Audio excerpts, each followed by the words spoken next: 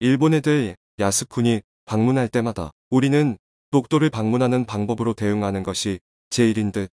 우리도 할 수 있다면 일본에 타격을 줄 수 있는 제재를 하면 좋겠습니다. 안녕하세요. 다음은 기사 내용입니다. 독도 망언을 일삼던 일본이 크게 논란 사건이 발생해 화제가 되고 있습니다. 현재 일본 포털에서는 한국 외무장관의 독도 발언이 랭킹 1위에 올라 주목을 받고 있습니다. 경찰청장의 독도 방문은 임무로서 당연한 일이라는 언급을 했다는 것입니다.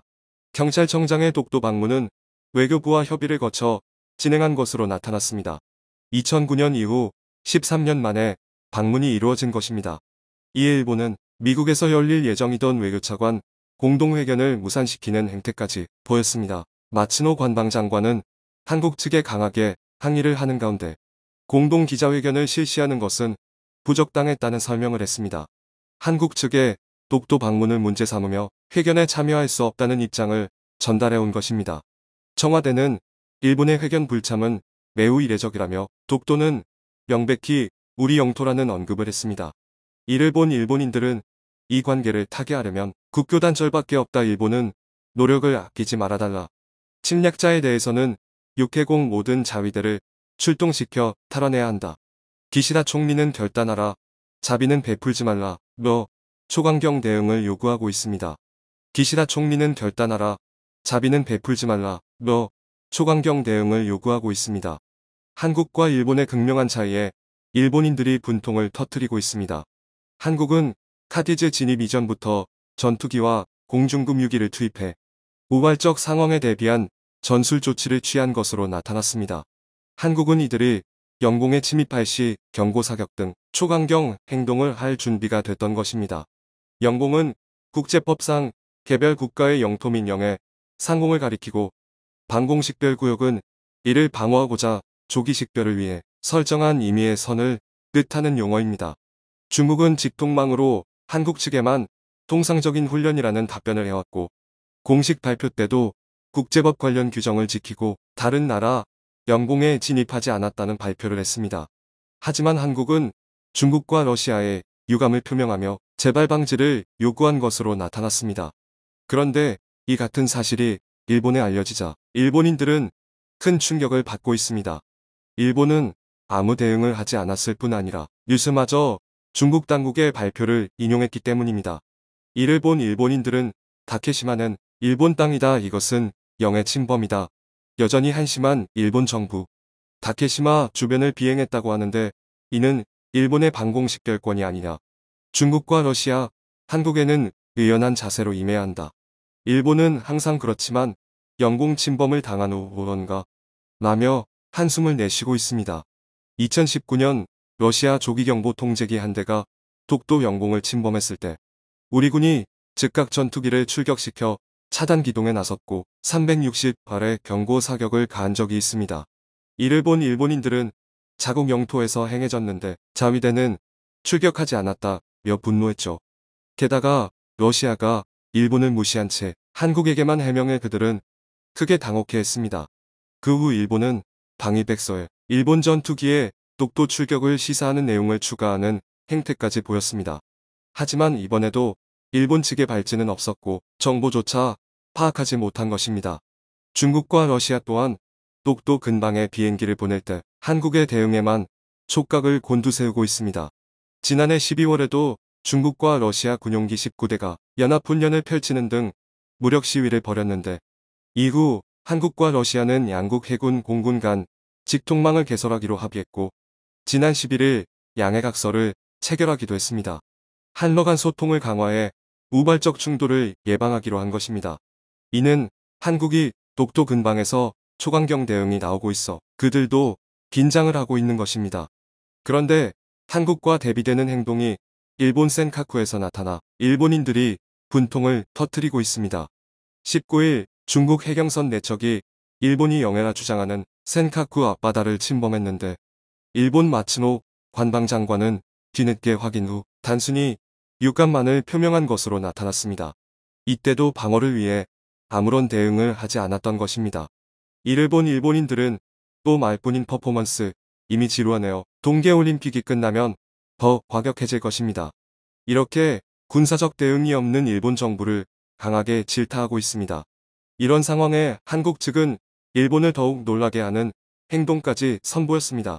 18일 한국 국방부 장관이 울릉도 인근 해역에서 훈련 중이던 한산도함을 방문해 간담회를 가진 것입니다.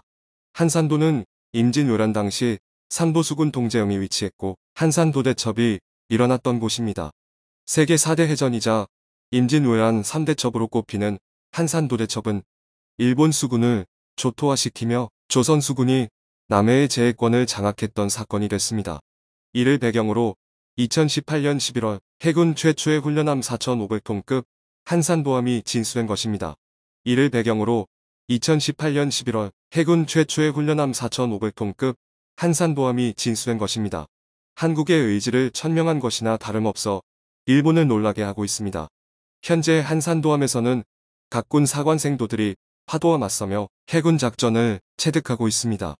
서욱 장관은 국가를 방위하고 국민의 생명과 재산을 지키는 것이야말로 군 본연의 임무라는 것을 명심하고 소임 완수에 매진해달라고 당부하기도 했습니다. 그런데 독도에 있어서는 한산도대첩만큼 중요했던 독도대첩이 주목을 받고 있습니다. 1953년 한국전으로 혼란스러울 당시 일본 함선은 수시로 독도 영해를 침범한 적이 있습니다. 한국이 독도까지 신경 쓸 상황이 되지 않자 호시탐탐 침탈의 기회를 엿본 것입니다. 당시 울릉도 경찰이 독도에 한국 울릉군 독도란 팻말을 꽂았지만 일본이 몰래 잠입해 2m 높이의 시마네현 다케시마 란나무 팻말로 바꿔치기 하기도 했습니다. 그때 일본은 독도 근처에서 미역을 따는 우리 어부들을 쫓아내는 행태까지 보였습니다. 그런데 이때 독도를 우리 손으로 지켜야 한다며 참전용사들과 울릉도 주민 33명이 뜻을 모아 1953년 4월 독도 용수비대가 창설된 것입니다. 그들의 무장 상태는 자비로 무기를 구입했을 정도로 열악했습니다. 가능자가 없는 박격포와 기관총 2정, 소총 10정 등이 전부였던 것입니다. 하지만 그 뒤로 5차례에 걸친 일본 함선의 불법 침입을 막아낸 것으로 나타났습니다. 특히 1954년 11월 21일에는 독도대첩으로 기록된 전투가 벌어진 바 있습니다. 일본 비행기와 함정 1,000톤급 세척이 독도로 접근해 상륙을 시도한 것입니다. 이를 확인한 의용수비대는 목숨을 걸고 맞서는 용기를 보였습니다. 일본 함정이 500m까지 접근했을 때 박격포탄 첫 발이 일본 순시선을 명중시킨 것입니다. 기관총과 소총으로도 조준 사격을 퍼부었습니다. 갑작스러운 공격에 당황한 일본 함정들은 독도에 한 발짝도 딛지 못하고 되돌아간 것으로 나타났습니다. 일본 비행기도 독도 상공을 선회비행으로 계속 위협하다 의용수비대가 대공방어 태세를 취하자 일본 쪽으로 사라져갔습니다. 당시 NHK는 독도에서 한국 경비대가 발포를 해서 일본 함정들이 피해를 입고 16명의 사상자가 발생했다는 보도를 했습니다. 그 사건 이후 일본은 다시는 독도에 불법 침입을 못하고 있는 상황입니다. 독도 의용수비대는 1956년 무기와 임무를 경찰에 인계하고 울릉도로 되돌아왔습니다. 이에 매년 11월 21일을 독도 대첩일로 지정해 해마다 추모식을 열고 있는 것입니다. 올해에도 독도 대첩 67주년을 맞아 대전현충원에서 추모식을 개최했습니다. 한국에서 열린 추모식 현장은 일본에도 보도되며 화제가 되고 있습니다. 그들은 한 발 더 나아가 강도 높은 경제 제재를 했으면 좋겠다. 한국에게 따끔한 맛을 보여줘야 한다. 분통을 터뜨리고 있습니다. 일본에게 초강경 대응이 답이라는 것은 노무현 정권 때도 나타난 바 있습니다. 일본은 2005년부터 다케시마에 나리월 22일을 지정하는 등 도발 수위를 높여왔습니다. 2006년에는 우리 측 허가도 없이 독도 주변에서 해양 조사를 하겠다는 뻔뻔한 행태까지 보인 바 있습니다. 실제로 일본 해양보안청 탐사선 2척이 독도를 향해 출항했고 노무현 대통령은 탐사선이 독도에 오면 대로 밀어 깨뜨리라는 지시까지 했습니다. 결국 일본은 꼬리를 내리며 탐사선을 되돌렸던 것으로 나타났습니다. 일본이 독도를 노리는 이유 중 하나로는 막대한 지하 자원이 꼽히고 있는데 불타는 얼음이라고 불리는 메탄 하이드레이트가 약 6억 톤이 매장되어 있기 때문입니다. 그 가치는 약 150조 원 정도로 추정되고 있습니다. 메탄 하이드레이트는 심해저의 저온고압 상태에서 얼음처럼 고체화한 천연가스로서 높은 온도에서 물과 가스가 분리되며 불타는 특징이 있습니다. 시추가 이루어진다면 한국이 앞으로 30에서 60년간 사용할 수 있는 양이 묻혀 있는 것입니다. 하지만 일본은 칠광구를 비롯해 이곳에서도 한국의 시추를 필사적으로 막고 있는 상태입니다. 일본 순시선은 최근 5년간 독도 부근 해상에 총 404회 출현한 것으로 확인되고 있습니다. 하지만 한국의 독도 수호 의지는 더욱 명확해지고 있습니다. 한국 측은 미리 만나보는 KF-21의 비행 모습을 통해 보람의 전투기가 우리 영공을 힘차게 나는 모습과 KC-330 공중급유기에서 급유를 받는 모습을 선보이기로 했습니다. 특히 국산 무인 전투기와 편대를 이루며 독도 상공을 나는 모습은 압권이었죠. 무인 전투기란 적의 방공망 사거리 밖에서 원격으로 공격 목표를 부여하면 자체적으로 최선책을 찾아 임무를 수행하도록 만들어지고 있습니다.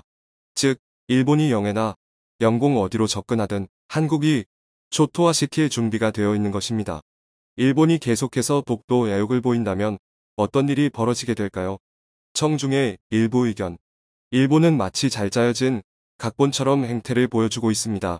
이런 모습은 정치적인 성향이 강하고 더욱 험한을 국민에게서 이끌어내어 정치 권력을 위해 이용하고 있다 하지만 이러한 퍼포먼스는 오히려 일본의 자승자박으로 돌아오고 있다. 북한이 전쟁 일으키는 것보다 일본이 전쟁 일으킬 가능성이 훨씬 높다고 봅니다.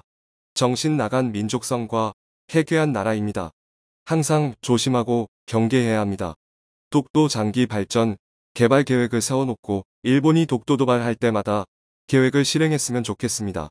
당연히 우리 땅이고 단호히 대응해야 한다. 우려스러운 것은 정치화하지 말기를. 시청해주셔서 감사합니다.